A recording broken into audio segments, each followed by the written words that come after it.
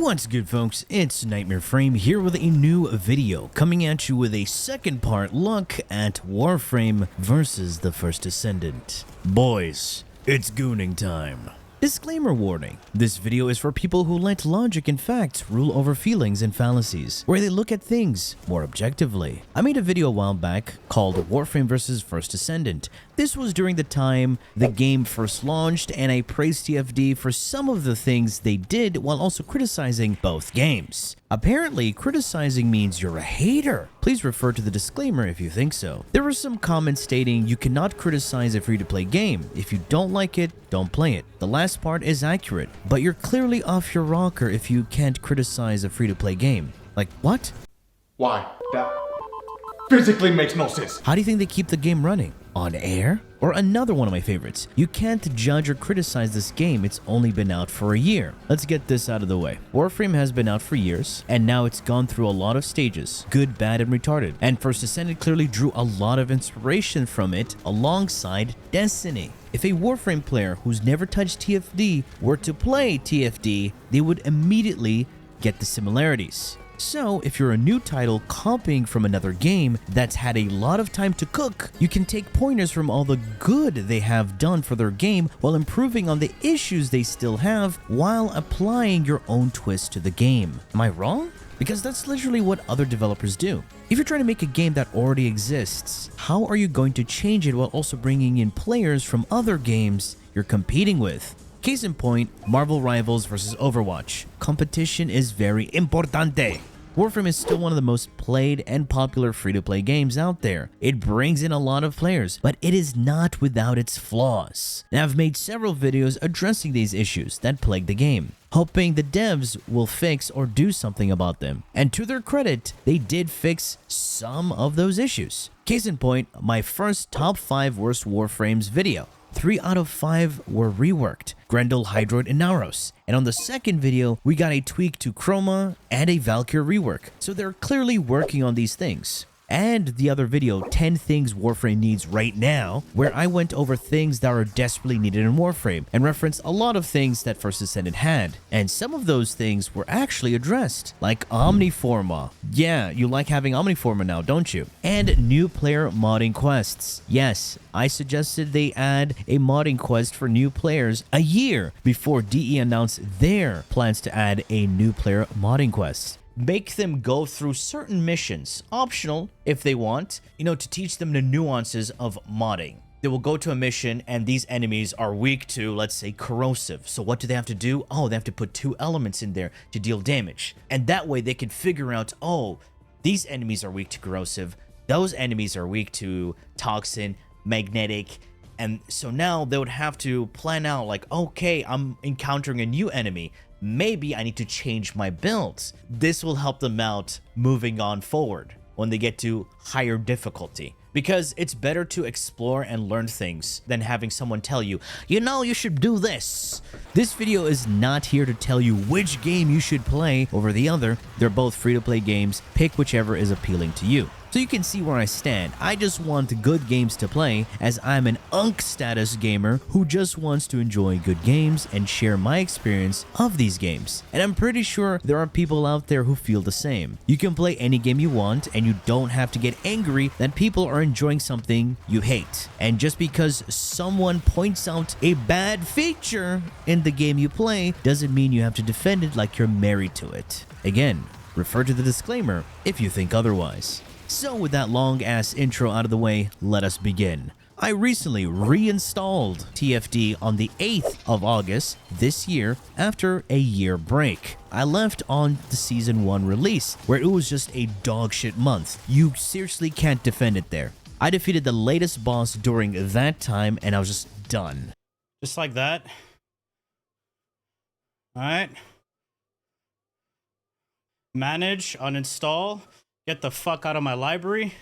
It's done. And after a while, I returned to see what was all the rage in Season 3. The core loop of TFD is still the same. All I can say is that they added a lot of quality of life, but the lifeless nature of the game still persists. For the people who do not know what either game is, let me break it down for you. Both games are third person, with characters you collect called Descendants or Warframes, and they have 4 to even 8 unique abilities and a passive. These powers can have an elemental theme like electricity, ice, or even just more focus on damage, buffing, and illusions. These characters can be farmed by doing specific missions or even opening special items to get a piece of their parts. You need a total of 4 parts to craft a Descendant or Warframe. There's a regular and an elite version of these characters, Prime for Warframe and Ultimate for TFD. I'll just use Prime, less syllables. The regular version is as strong as the Prime. However, in TFD, the Prime versions have something unique to them where they get special mods only available on the Prime variant of the character, making them have builds only the Prime can use. You build Warframes and Descendants the same, with mods that alter the strength, utility, and survivability. If you can't fit the mods, you can have the cost with a special item called Forma or Crystallization Catalyst. For the sake of my sanity, I'll just use the term Forma. Forma can be easily farmed in both games. However, in Warframe, it's a lot cheaper to get and easier to farm. It's a lot more tedious to farm in TFD, however, the crafting time is way lower, with a 7-hour craft time compared to Warframe's 23-hour craft time. And if you do not want to craft, you can just simply purchase these Forma from the cash shop, which happens to be way cheaper in Warframe compared to TFD, as you can buy a bundle of 3 at a discounted price. I'll get to the premium currency in due time.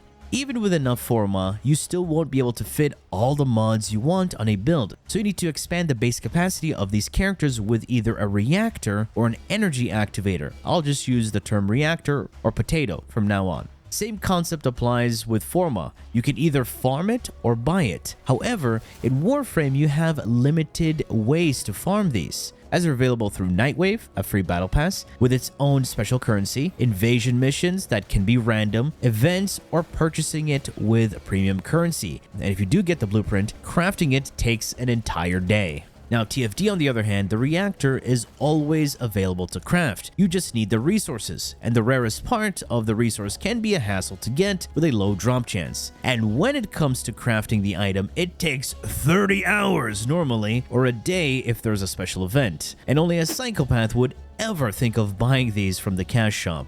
Like, if you're a broke boy, just say so. Anyway. You're broke! You're fucking poor!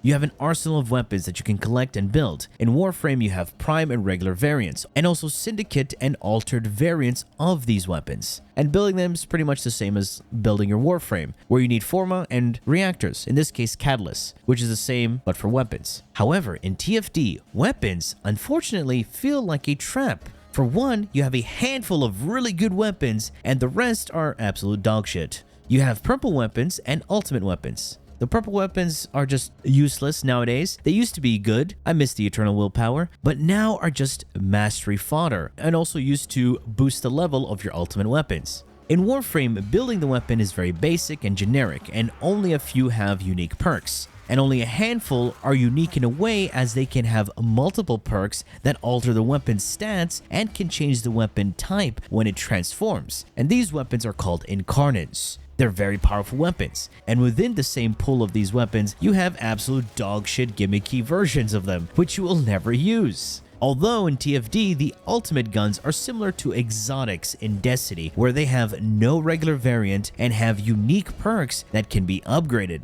And to upgrade these perks, you need to farm the weapon 5 times and fuse the 4 other versions into the main one to max it out. On top of that, you can add 4 additional stats to increase the damage and utility, and you can also implant a weapon core to further enhance the weapon with additional bonuses. To get the perfect bonuses for your weapons does take a long time to farm. You will get the exact roll you want eventually, as you can keep re-rolling the stats.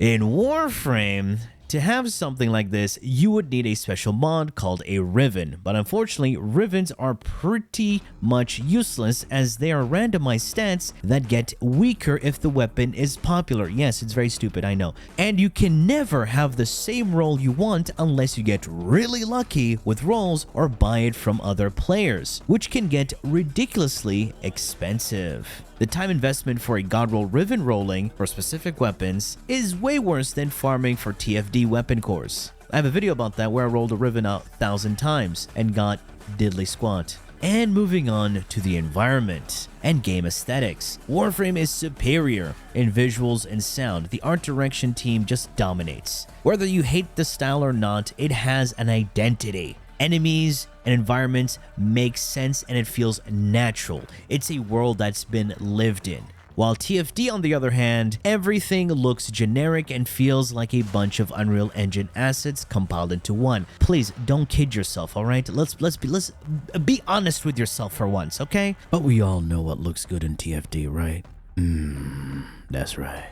Unlike Warframe, TFD has a lot of different regions that are empty and barren. That's the same thing, but you get what I'm saying. Until you interact with the mission nodes. There's also these outposts that serve as some sort of mini infiltration mission where you extract data and kill a mini-boss. And you may see random patrols, but other than that, all the areas are dead.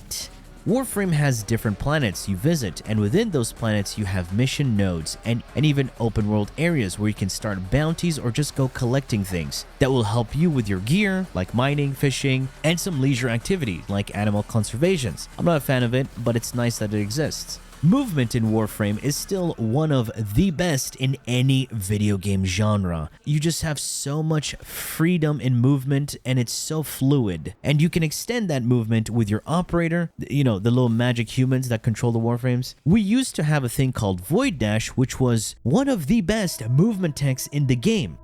It was perfect. Tell you, it was perfect. Perfect. Everything, down to the last minute details. But DE removed it, and their reasoning was the new version is easier to control. Fuck, it ain't. What the hell, man? Void Dash was superior in every shape or form, alright? Apart from the Void movement, you can also add your melee weapons for a bigger boost to your jump and velocity in movement. In TFD, you have the grapple, running really fast, abilities that make you move a bit faster, and you can also chain your melee strike with your grapple for some additional distance. And it's fine for TFD because it's not that crazy like Warframe.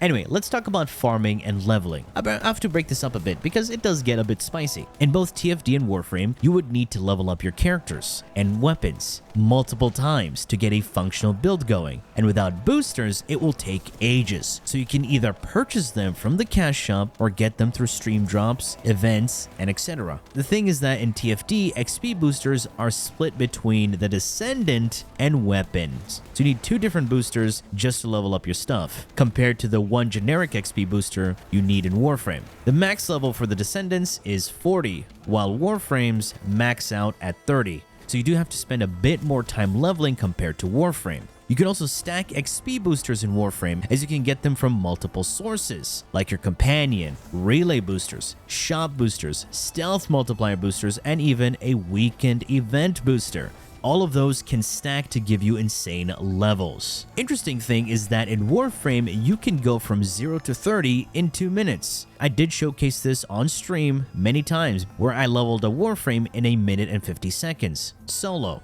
While in TFD, leveling takes a lot longer and not every place gives you experience, while in Warframe, any kill you do grants you experience, and you can even loot experience. TFD also requires you to have a lot more Forma investment to make a functional build because the mods have a higher capacity requirement compared to Warframe. The reasoning is simple. It's so you can spend more time playing and getting you to log in and invest your time, creating a sunk cost fallacy or the fear of being left behind. That makes the player more likely to continue playing and in some cases pay for shortcuts. You know, live service shenanigans. Leveling up items grants you mastery rank experience in both games, and when you hit the threshold, you can rank up. In Warframe, you have to go through a test to achieve the next rank, while in TFD, you can just press a button and boom, you're the next mastery rank. Farming resources in Warframe is way easier and more forgiving compared to TFD because Warframe has resource boosters, which doubles your drops, and a drop chance booster, which increases the frequency of the resource dropping. And you also have companions that increase the drops, while TFD does not. And crafting requirements for certain things aren't as egregious. When it comes to farming for your characters and weapons, it may vary in both games, but there is a similar system of cracking open a certain item to receive a reward. In TFD, you have Amorphous, and Warframe, you have Relics. I will just call them Relics. These items have rewards ranging from low drop rates all the way to common, and you can juice these relics to increase the chances of getting the rarest piece. However, in Warframe, cracking open these relics is a lot easier. You can gather 3 other people with the same relic, and when you're in a squad, you get a choice of rewards from your teammates' relics. This gives you 4 different items to choose from at the end of the mission, dramatically increasing your odds of getting the rare or valuable item you're looking for. You can also pre-juice these relics before entering the mission by making them radiant. This boosts the odds of you getting the rarer part, and it's usually better for the entire team to do so. This is called a rad share. To juice your relic in Warframe, you need a resource called Void Traces, and these are primarily acquired by completing Fisher missions. So it's quite efficient. You're farming a mission to gain rewards while also farming a resource to increase the odds of you getting rewards. You feel me? Now here's the shitty part in Warframe, is that you cannot target farm your relics. The drops for these relics are randomized. You can do a mission or open a relic pack, but you don't always get what you need. And sometimes you can either get nothing or just 1. TFD, on the other hand, does the opposite. You can easily target farm the relic you want, which is good. However, cracking it open is not as easy because your loot is your own, and the juicing of the relic only happens when you open them. To increase the chance of you getting the item, you require these things called stabilizers. You have a regular one and a juiced up version. The regular one can be farmed in different missions, and to get the juiced up version, you need to craft them. And the crafting requirements need you to farm resources from different missions and the regular stabilizer. But the juiced up versions of these stabilizers are really strong, which can take a 6% drop chance all the way up into the 30s. Speaking about crafting, well, Warframe has horrible dogshit levels of craft times, disgustingly long. There's a frame called Equinox, which takes about 156 hours. Because you need to craft 2 different Warframes to get a complete one. But there's no limit to how many items you can craft. In TFD, crafting times are pretty reasonable, except the reactors.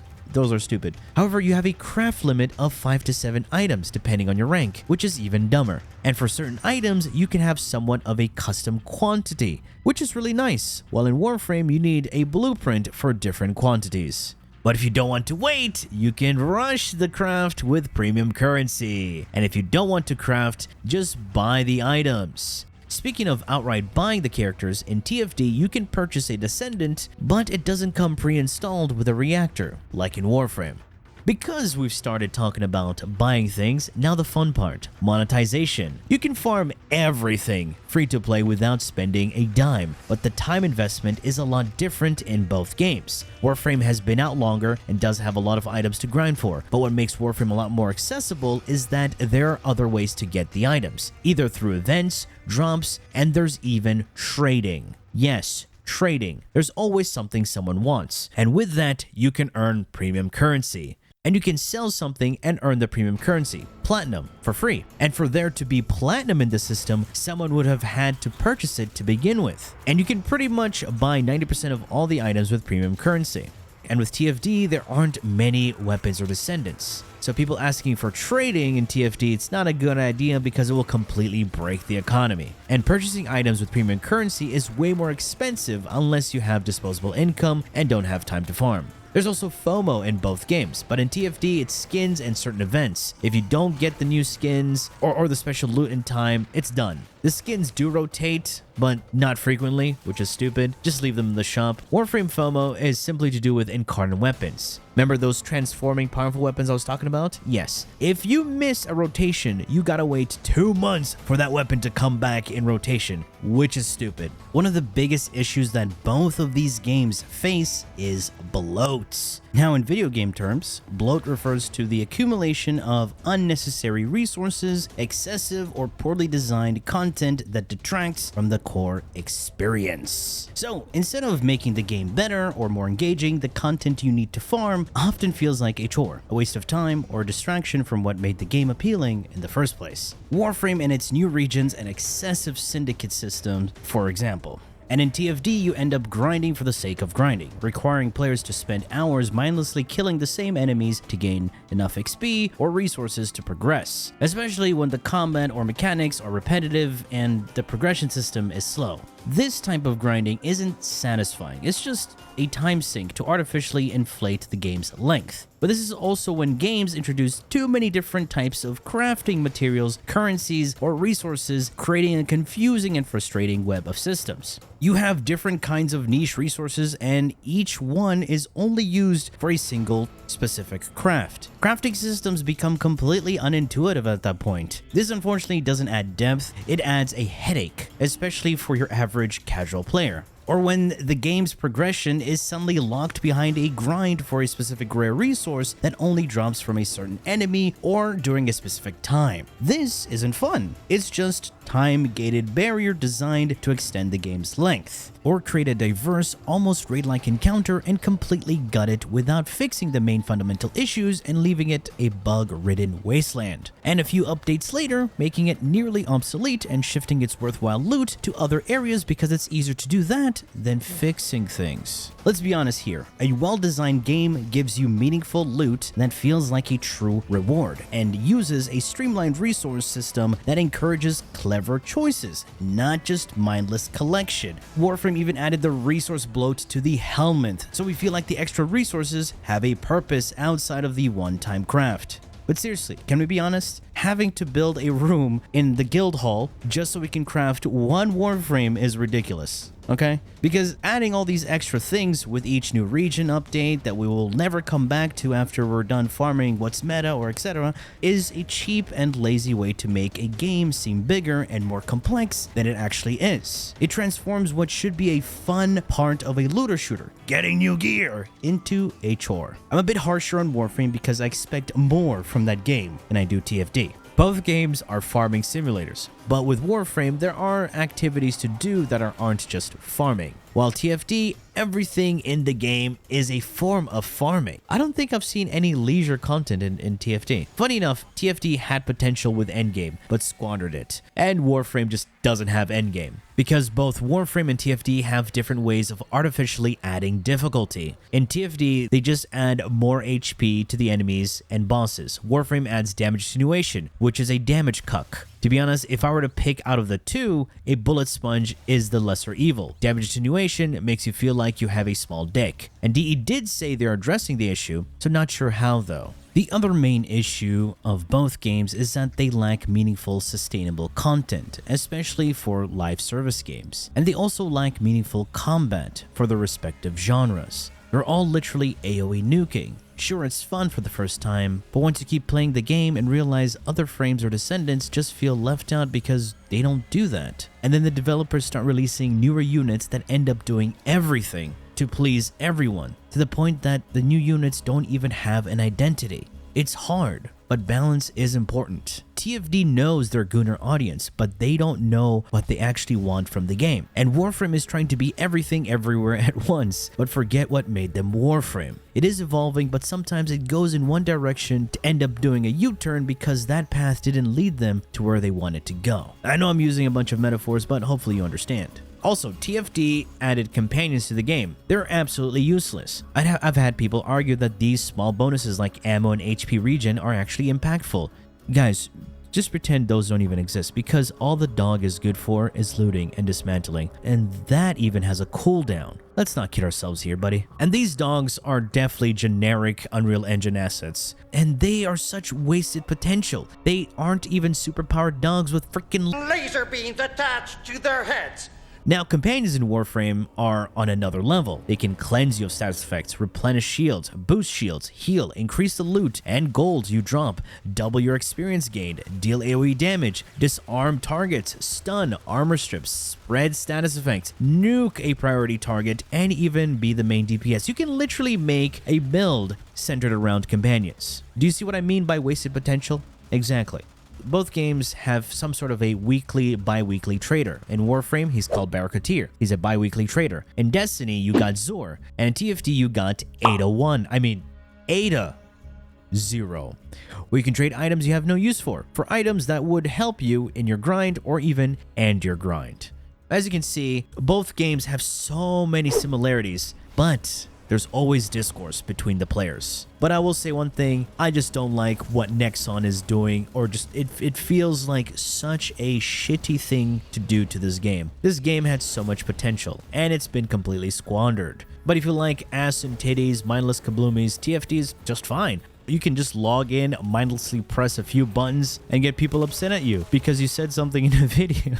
Anyway, folks, that has been it from me. I do hope you enjoyed and learned something from this video. Please tell me your thoughts. If there's anything interesting or that I missed, please leave it down in the comment section. That means comment anything related to the topic of the video or even the game, or how there's no prime sure-footed in First Descendant. Come on, missing out on the best mod in the game? Because spending less time on your butt is a huge DPS increase. If you're a TFD stan and you don't like anything I say, if you're a Warframe Andy that hates just you know, please feel free to like, share, and subscribe for more content, streams, and so much more. Do refer to the description. Thanks for watching. As always, peace. Bye-bye now. Bye.